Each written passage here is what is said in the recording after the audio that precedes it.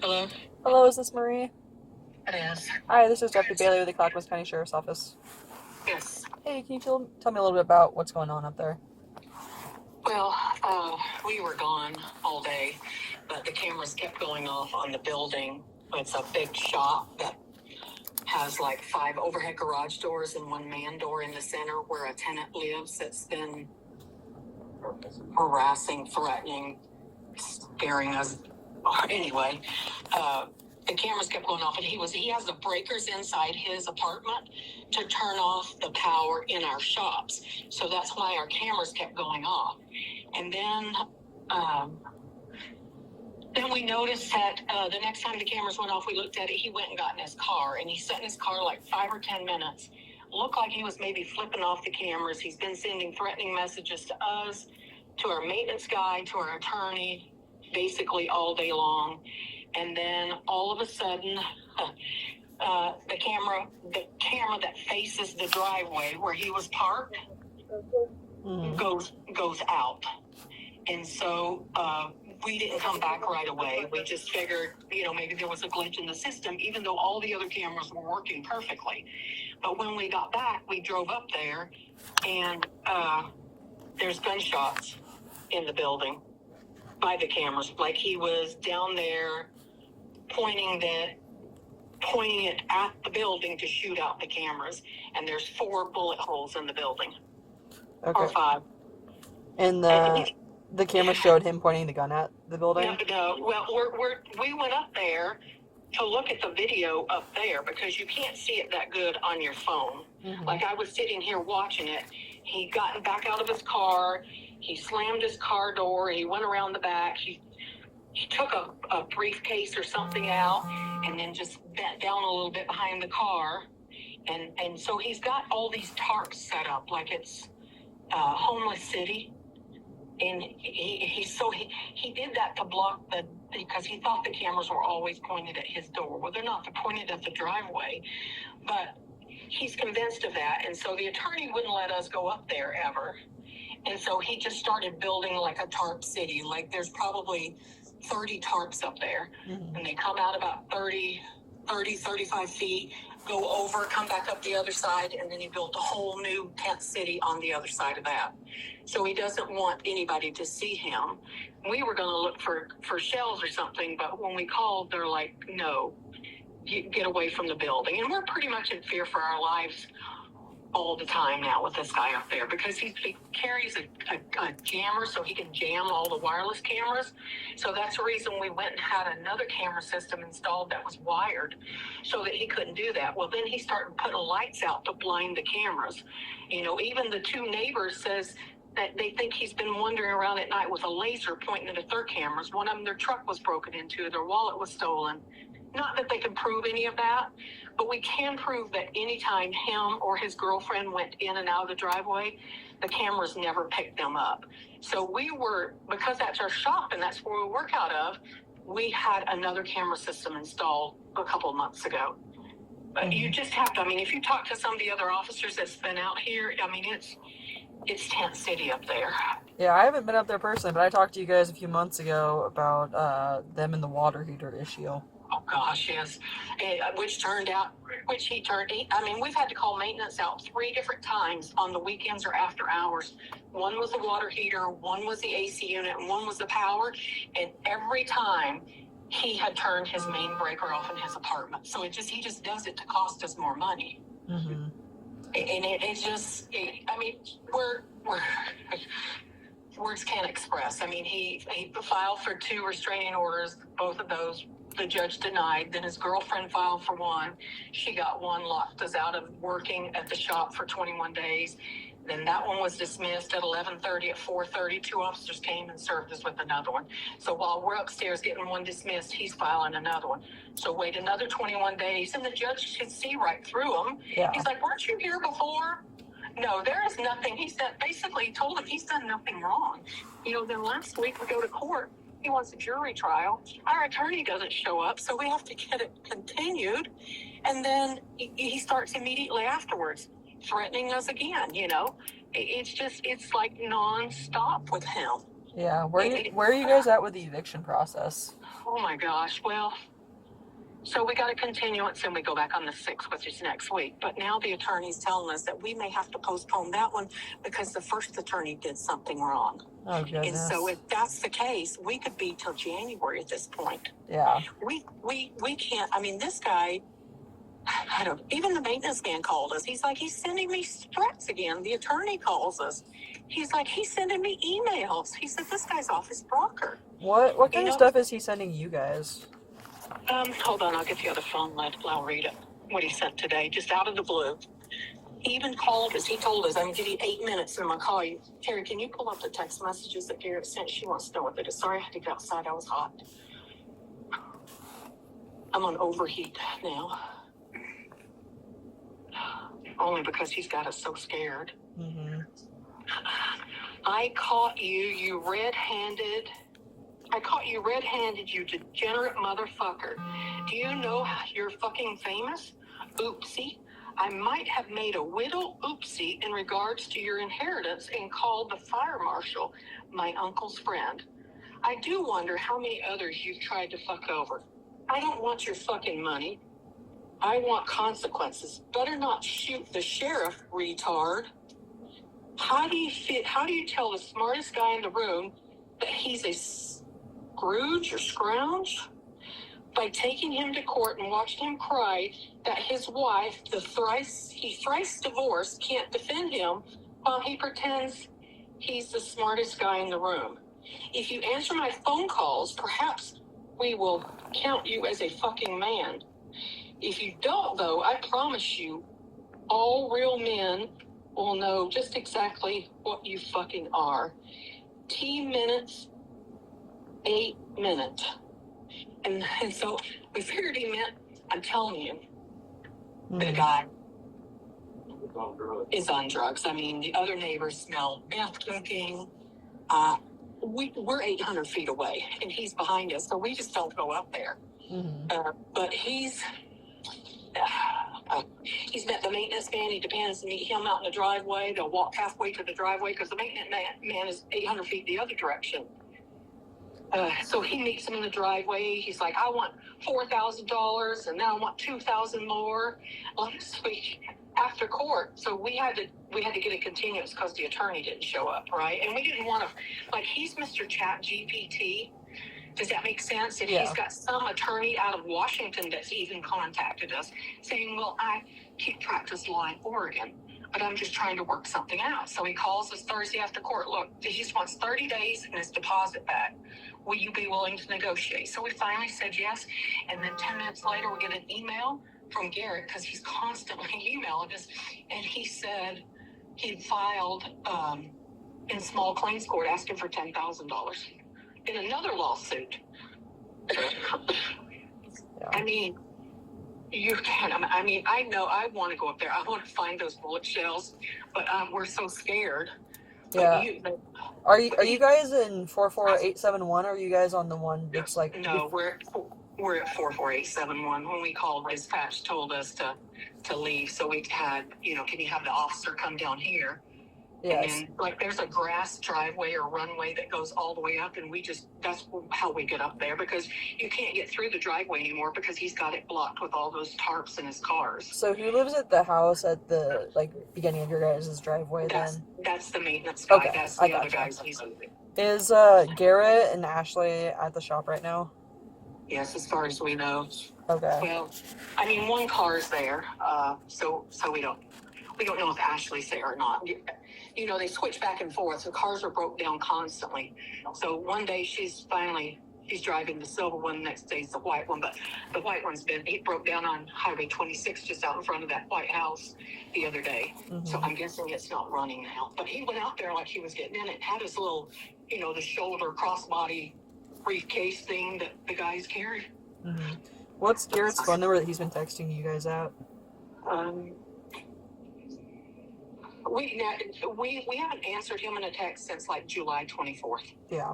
The attorneys told us all this time, I have no contact. At this point, the first attorney quit. We spent $19,000 on him already with the first attorney. Then we paid another guy $2,000. Then another one, 503-451 9185. Okay. And what time did you guys notice the camera went out? Going over that, so it was after. I was sitting here watching a video when you called, so I had to turn it off. I think it's right about 3 o'clock, because I think I was at 3:51, but we didn't go since the clock's back on the camera, so that made it 2:51.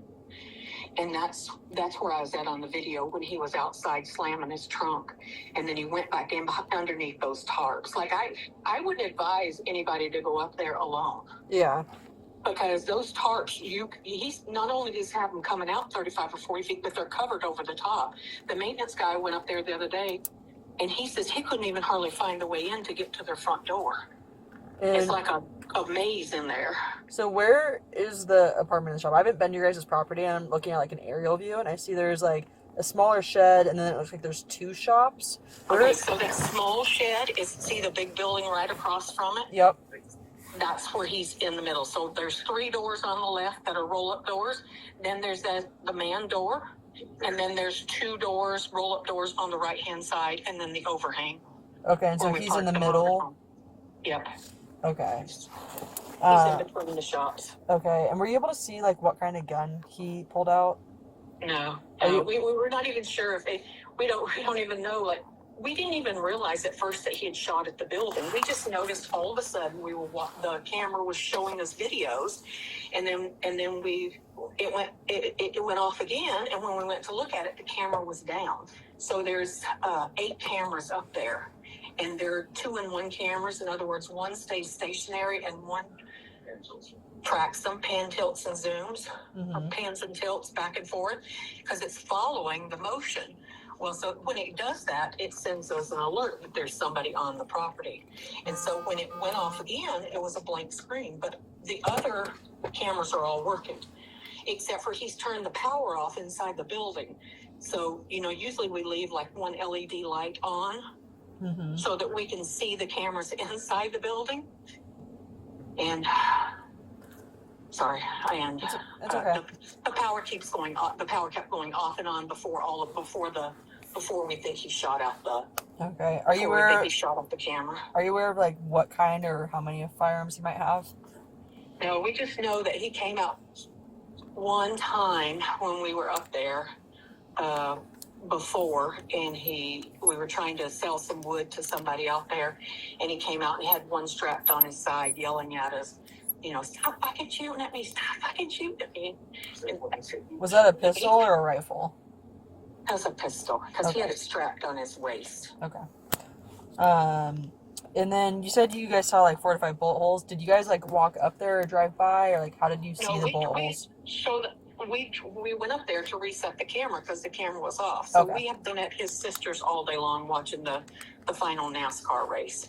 And so when that ended, we came home, came inside, used the restroom, and then switched vehicles and drove up there through the grass. And all we were going to do was go up there and reset the camera, because we thought, well, maybe the camera just went out. For some reason, one camera didn't seem right, but that one camera was down.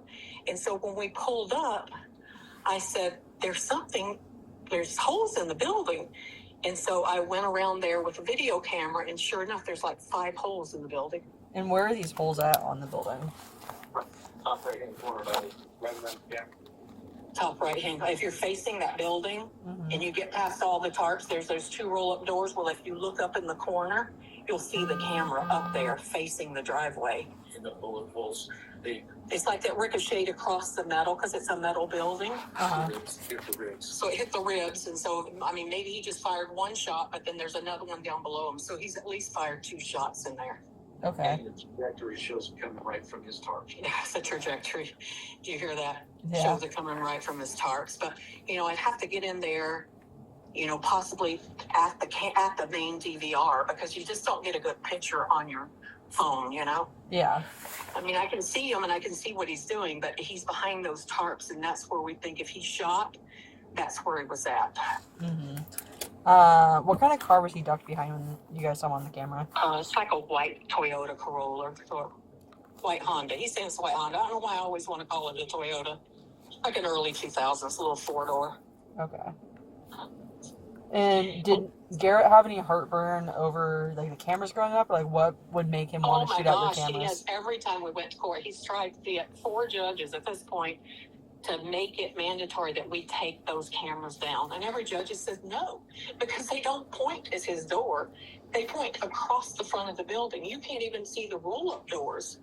You know, the great big roll-up doors, because it's all inset. Yeah. And you can see that little white house out on Highway 26, if that tells you anything. The building is 100 foot long. It's at the far end of that, on the very corner, and it points all the way down the driveway.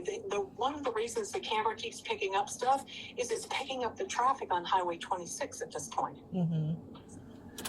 And is that one, like, I know you said it doesn't pick up where he's going, but does it look like it could, where, like, he would perceive that it's probably watching him, like, in his, you know? Oh, yeah, if he goes outside. Okay. If he goes outside, you know, but it's not at his door, his ingress, egress, or whatever it calls it.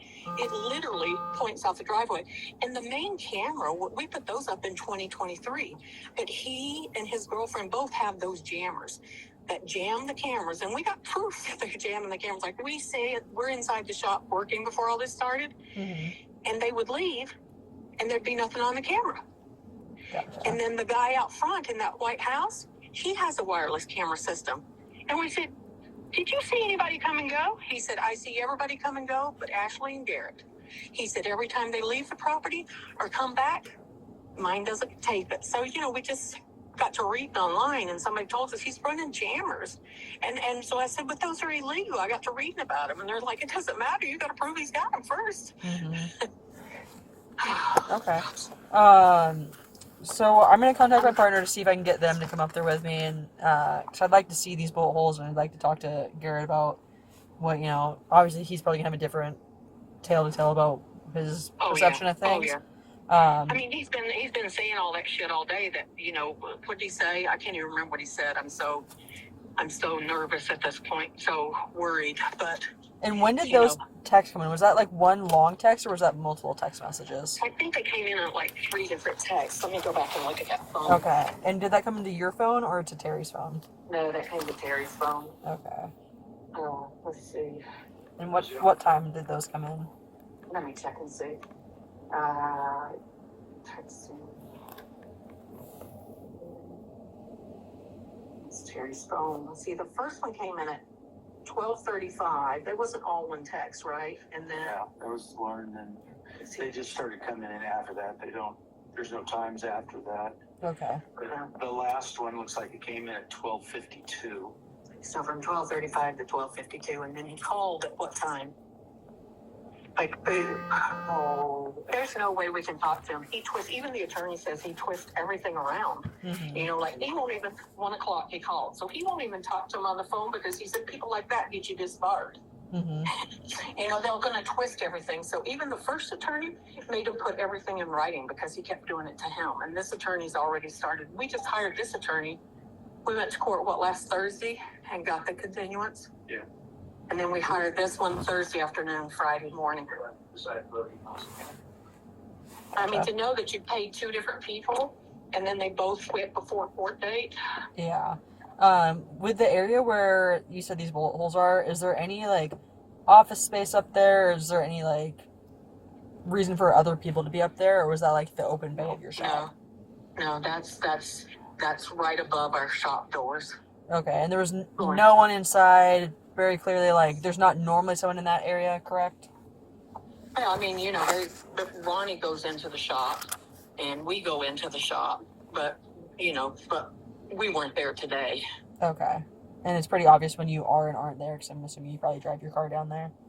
We drive the car up there, but we park so at the end of that building is this big covered area that's connected to the building where we pull the motorhome into. Okay. You know, when all this started in July, we brought the motorhome down here to the 44871 because we're worried about what he'd do to it. I mean, you know, we parked a dozer up there and a couple of boats, and he's taken fluorescent lights and stuck it through those and drew on the building. I mean, filled a dump trailer that we had full of garbage.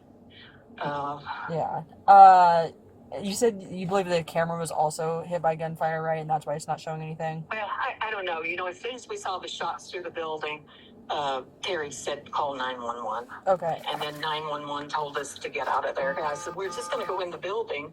And she's like, no, you know he's got a gun. Just leave. So we came straight down here. How much is that camera worth, like monetary value? Probably about $200 or $300. Okay, and for that one camera. Yes, and you said it hit through the metal siding as well. Yeah, so it's probably a couple of sheets worth of metal has to be repaired, which would be depending on the price of metal, $300 or $400 a sheet. Okay. And then the labor to do it. How much do you think the total value to fix the siding on the shop would be, like labor and materials? Probably $750-800. What do you figure? $750-800. $750. I bet you couldn't even buy the metal for that anymore. Okay. That looks like expensive. I don't know. Who knows what that costs anymore? Okay. Well, I think I have all of the information that I need for now. Let me get you guys a case number so you can give that to your attorney. Hold on. Find a pencil pen. When you come up here, we would like to go up there with you because we want to get inside the building. So I'm not going to have you come up there right away because if he has an issue with you and he has a gun, I don't want that to be an issue. I can give you a call back and let you know like when it's good because I don't want to make things worse than they already are, especially if he's aggressive enough to start shooting at things. Okay, but we don't want to go up there if you're not up there either. I understand that. So if All I'm right. able to get a hold of him, and whatever happens, like if he goes into custody and after that you can come down, or if he's not there, whatever. It's also your property. I can't stop you from being there, but I just don't want to make the situation worse.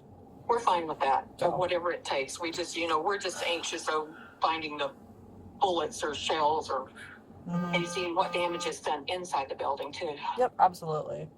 So I have that case number whenever you are ready.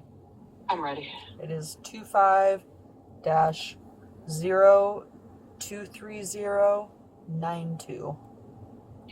Okay, so that's 25. My pen stopped working. 25-023092. Correct. Okay, my pen just. Do they have the ability to swab him for gunshot residue? That's not really something that the patrol. We're not going to do that. It's not like he killed someone necessarily. I understand. It would just help show that he did it. I understand that, but I don't have that materials in my car, and I can guarantee you that the crime scene investigators, they're on their weekend, they're not coming out on a Sunday night for a property crime. Yeah, I know, I get it. I was just curious. Yeah. No, unfortunately, there's other crimes where it would be helpful to have different teams come out, but we just don't have the ability and the resources to do that, so we get to wear many different hats trying to make things work. We understand. We're just, we have a wireless camera down here too, so we know he can jam that. And he doesn't start running until about midnight, and he goes to about 5 a.m. going up and down the mountain several times. Okay. Do you know doing what? He leaves for 20 minutes, comes back, stays a bit, leaves 20 minutes, comes back. Sometimes he goes up the mountain. Supposedly, we've heard his grandpa has a piece of property up there that's been condemned in Welch's. They've been in trouble for jumping meth chemicals, living on the property, in campers, garbage being dumped up there constantly. So that's Okay. All that's just what people have told us. Yeah. Public records. All right. So, and they told us that the grandpa's property had been condemned up in Welch's when they first moved in. Gotcha. Okay, well, I'm going to start working on some of this, and hopefully I'll be able to get up there soon. Okay, well, if you want to turn in at that White House and go back that way, you'll just have to, at one point you'll have to walk, and you'll have to walk past all those tarps. So we've got a big boat in the driveway that the tarps come almost out to, but you can walk through there. But if you want to drive all the way up there, then come through here. And Come we'll through show your property, like up where 44871 is? Yeah, and it's a runway, so he used to fly in and out of here. So it's just a grass strip. Okay. And so you can literally drive on that grass strip. Okay, but up to that one. I could still drive up past the White House where the maintenance guy lives and drive up to the shop. Is that correct? Well, you can get close to the shop. You can get just about right at the shop. You'll see his white car parked there. Okay. If it's still there. Now we can't tell if it's there because he's taken out the cameras.